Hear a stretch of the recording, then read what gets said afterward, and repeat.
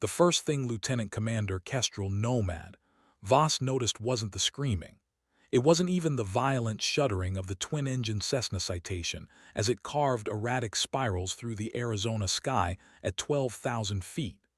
What caught her attention, sitting in row 8 with a lukewarm coffee and a dog-eared paperback, was the silence from the cockpit radio. 23 years of military aviation had trained her ears to recognize the absence of chatter. Controllers should be talking. Pilots should be responding. The airways should be alive with urgent transmissions. Instead, there was nothing but the mechanical wheeze of failing engines and the muffled panic of 36 civilian passengers who had no idea they were about to become a statistic. Kestrel closed her book, the remains of the day, she'd never finish it now, and unbuckled her seatbelt.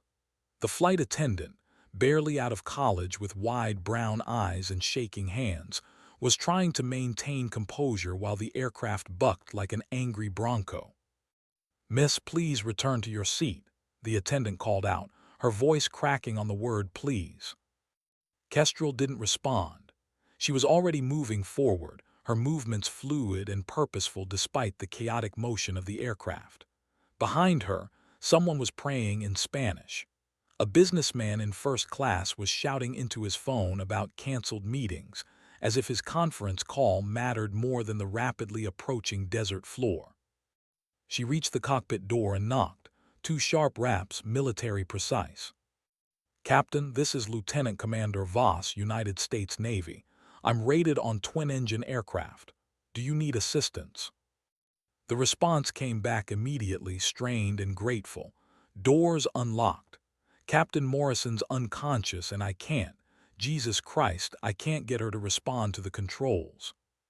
First Officer Danny Reeves, 28 years old with 6,000 flight hours and a commercial license that suddenly felt worthless, was fighting a losing battle with an aircraft that had decided to die. His captain had collapsed 3 minutes ago, victim of what looked like a massive heart attack, and the citation was bleeding altitude at 800 feet per minute. Kestrel pushed through the door and assessed the situation in 5 seconds. Morrison slumped over the left yoke, his considerable weight adding unwanted left aileron input. The autopilot was disconnected, engine oil pressure dropping on the right side, hydraulic warnings flashing like a Christmas tree from hell. But what struck her most was Reeves' face, young, competent, and absolutely terrified. "Ma'am, I don't know who you are, but if you can fly, I need help. Now." Outside the windscreen, the Sonoran Desert spread below them like a brown and green carpet, beautiful and utterly unforgiving. They had maybe 6 minutes before physics made the decision for them. Kestrel slid into the left seat, pushing the unconscious captain aside with practiced efficiency. Her hands found the controls, and for the first time in 8 hours, the citation began to fly like an airplane instead of a dying bird. "What's our fuel state?" she asked, her voice calm as morning coffee. 40 minutes, maybe less with this engine situation. "Nearest suitable field. Phoenix Sky Harbor, but we'll never make it. Maybe Deer Valley if we can maintain." "We're not going to maintain anything," Kestrel interrupted, scanning the engine instruments. "We're going to land this bird in the desert and we're going to walk away from it. All of us." Reeves stared at her, this woman in civilian clothes who'd appeared from row 8 like some kind of aviation angel. "Ma'am, with respect, a desert landing in a citation is survivable if you know what you're doing." She keyed the radio. "Phoenix approach, citation November 27 Alpha Lima declaring emergency. We have an incapacitated captain, engine failure, and are executing an off-field landing. Souls on board 37, fuel remaining 30 minutes."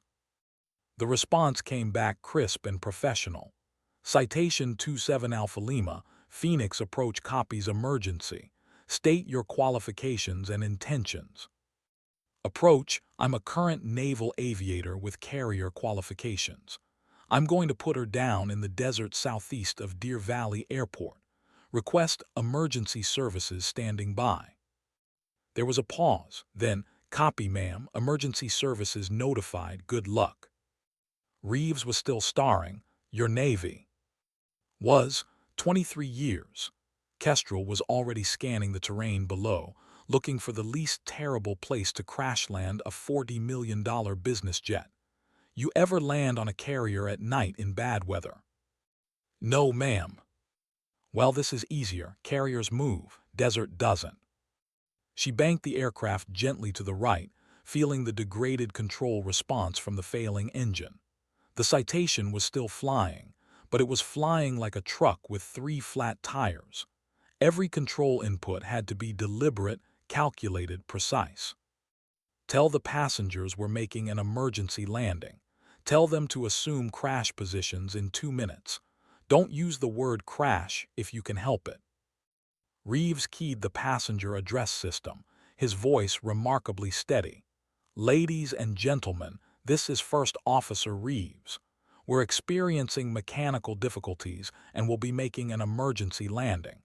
Please listen carefully to the flight attendants and assume brace positions when instructed. Below them, the desert looked different now that it had become their runway. What had seemed like flat, empty space revealed itself as a maze of arroyos, rocky outcroppings, and scattered vegetation that could turn a controlled landing into a catastrophic tumble. There, Kestrel pointed to a stretch of relatively flat ground between 2 washes. That's our field, 2 miles out.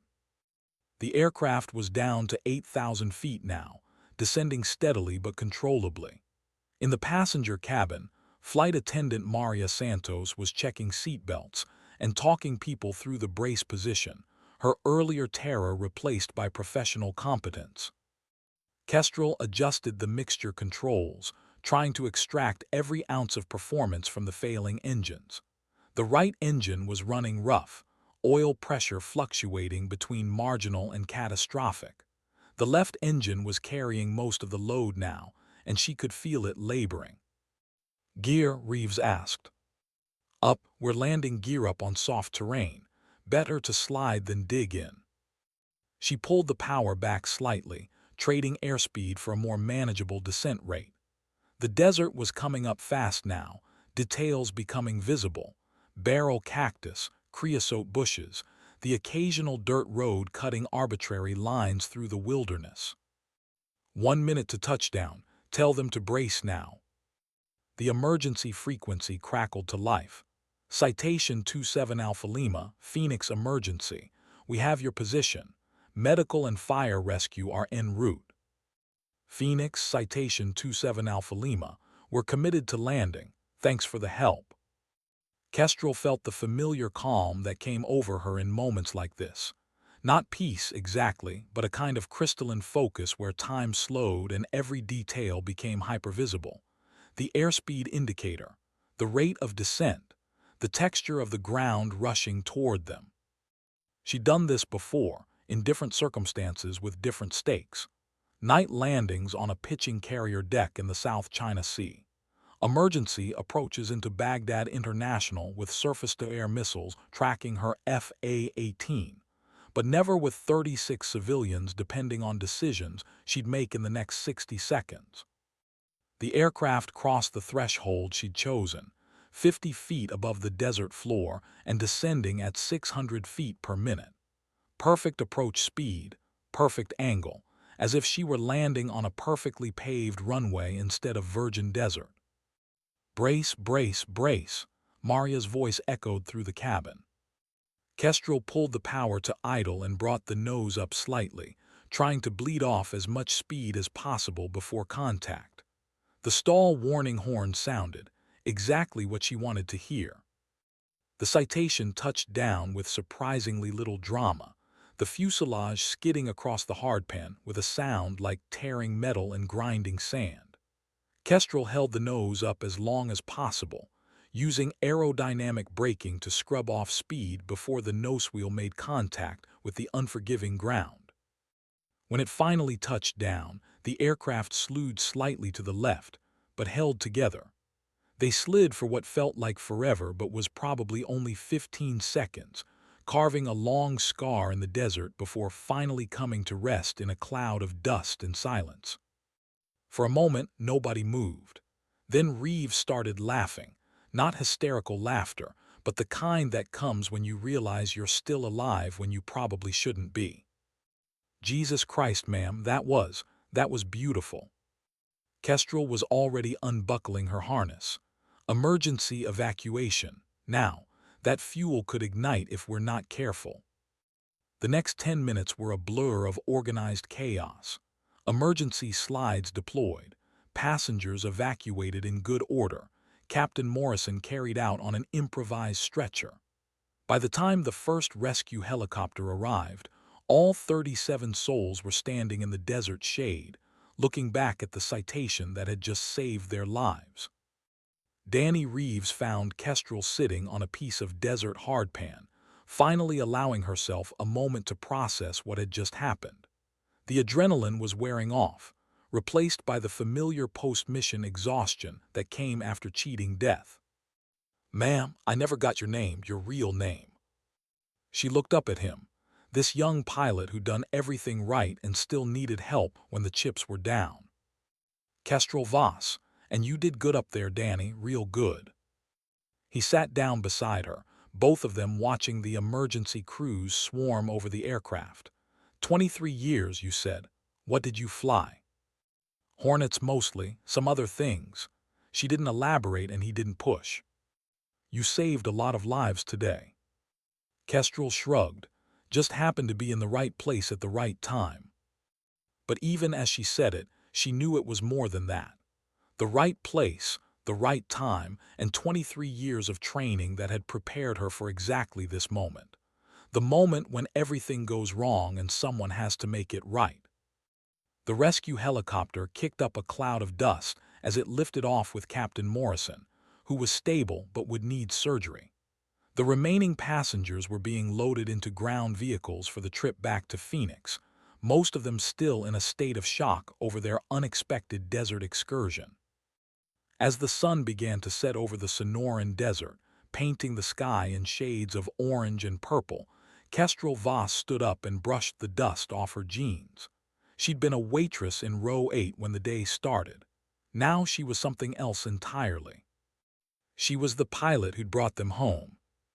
The story of citation, November 27 Alpha Lima, would make the evening news, of course. Heroic Navy veteran saves passengers in desert landing. But the real story, the one that would be told and retold in pilot lounges and flight training centers for years to come, was simpler and more complex at the same time. It was the story of what happens when preparation meets opportunity, when years of training crystallize into moments of perfect execution. It was the story of why we train for the worst-case scenario, why we practice emergency procedures until they become muscle memory. Most of all, it was the story of Lieutenant Commander Kestrel Nomad Voss, who'd earned her call sign not because she wandered, but because she could find her way home from anywhere. Even from row 8 of a dying airplane, 12,000 feet above the desert floor. The investigation would later reveal that Captain Morrison had suffered a massive myocardial infarction, brought on by an undiagnosed heart condition and the stress of command. The right engine failure was traced to a bearing that had been showing signs of wear for months, a maintenance issue that should have been caught during the last inspection. But investigations are for later. In the moment, in the desert twilight with the smell of avgas and sage in the air, there was only the simple fact of survival. 37 people who'd gotten up that morning expecting nothing more than a routine flight to Phoenix, and who were now walking away from an aircraft that would never fly again. Danny Reeves would go on to become a captain himself, with a story he'd tell for the rest of his career. Maria Santos would leave the airline industry and become a paramedic, saying she'd used up her lifetime supply of aviation luck in one afternoon. And Kestrel Voss, she'd catch a ride back to Phoenix, finish her vacation, and return to her new life as a civilian flight instructor in Pensacola. But she'd carry something with her now that she hadn't had before, The knowledge that 23 years of military service hadn't ended when she took off the uniform. It had just been preparing her for moments like this. The desert had tested her, and she'd passed. Not with perfect scores or textbook procedures, but with the kind of flying that saves lives and makes the difference between a tragedy and a story with a happy ending. As the last rescue vehicle disappeared into the distance, leaving only the wounded citation and the endless desert, the wind began to erase the tracks they'd left in the sand. But the story would remain, passed down from pilot to pilot, instructor to student, a reminder that sometimes the most important flight of your life begins in row 8. Sometimes it begins when you're just a waitress, until the moment when you're not. Until the moment when you're the pilot they needed all along.